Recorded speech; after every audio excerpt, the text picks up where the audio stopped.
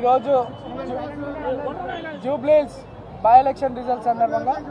మా జూబ్లీహిల్స్ ప్రాంత ప్రజలందరూ కూడా దాదాపు 25,000 మెజారిటీతో నన్ను ఆశీర్వదించినందుకు నా ప్రాంత ప్రజలందరూ కూడా ప్రాధాన్య నమస్కారాలు తెలియజేస్తూ ధన్యవాదాలు తెలియజేస్తూ ఏదైతే నమ్మకం నా మీద పెట్టుకొని మా పిల్లోడు, మా బస్తీ పిల్లోడు, మా కొడుకు, మా తమ్ముడు మాకు అండగా ఉంటాడు, మా కష్టాలను నిలబడతాడు, మా సమస్యలు పరిష్కరిస్తాడని ఎంతో నమ్మకంతో నాకు ఈ అవకాశం కల్పించారు. వారి సేవ చేసుకోవడానికి ఈ అవకాశం కల్పించినందుకు వారందరికీ కూడా ధన్యవాదాలు తెలియజేస్తూ అదేవిధంగా కాంగ్రెస్ అధిష్టానం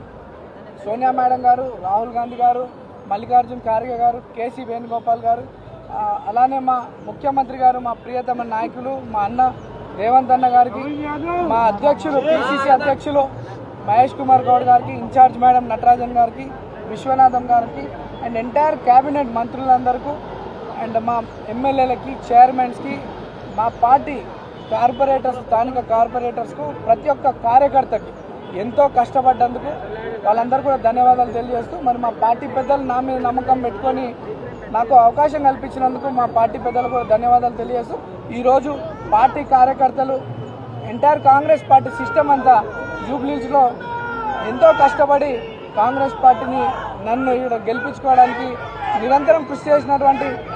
ప్రతి ఒక్క కార్యకర్త నుండి ముఖ్యమంత్రి వారికి, అధిష్టానం అందరూ కూడా ధన్యవాదాలు తెలియజేస్తూ ఏదైతే ప్రజలు నా మీద నమ్మకం పెట్టుకొని ఇక్కడ అభివృద్ధి చెందుతుందని, భవిష్యత్తు బాగుంటుందని నమ్మకంతో ఇచ్చినారో దాదాపు 200 కోట్లతో అభివృద్ధి కార్యక్రమాలు చేపట్టినాం గతంలో. ఇప్పుడు ఈ యొక్క ఇంత మంచి ఆశీర్వదించారు పెద్దలు ముఖ్యమంత్రి గారి దృష్టికి మా ప్రాంత సమస్యలన్నీ కూడా తీసుకెళ్ళి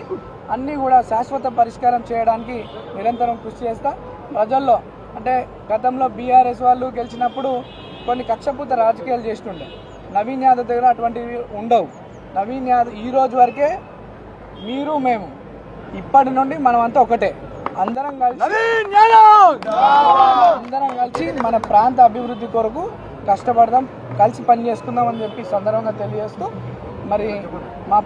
అనేక దుష్ప్రచారాలు బీఆర్ఎస్ పార్టీ వాళ్ళు మా మీద నన్ను, నా కుటుంబ సభ్యుల్ని అనేక తప్పుడు ఆరోపణలు చేయడం జరిగింది. వాటికి ఈరోజు ఈ సమాధానం మా ప్రజలు వాళ్ళకి ఇచ్చినారు. ప్రజలందరూ కూడా మరోసారి ధన్యవాదాలు తెలియజేస్తూ అందరికీ కష్టంలో తమ్ముడుగా, కొడుకుగా ఉంటానని చెప్పి తెలియజేస్తూ డెఫినెట్లీ మా ప్రాంతంలో అన్ని స్కూల్స్, గవర్నమెంట్ స్కూల్స్ని అన్నీ కూడా రెనోవేషన్ చేయించి మంచి క్వాలిటీ ఎడ్యుకేషన్తో పాటు వాళ్ళకి ఫెసిలిటీస్ అందిస్తూ ఆరోగ్య పరిస్థితులు కూడా బాగుండేలా మా జూబ్లీహిల్స్ ఒక ఆరోగ్యవంత నియోజకవర్గంలో, ఒక విద్యకు సంబంధించినటువంటి నియోజకవర్గంలో కష్టపడి పనిచేస్తామని తెలియజేస్తాం.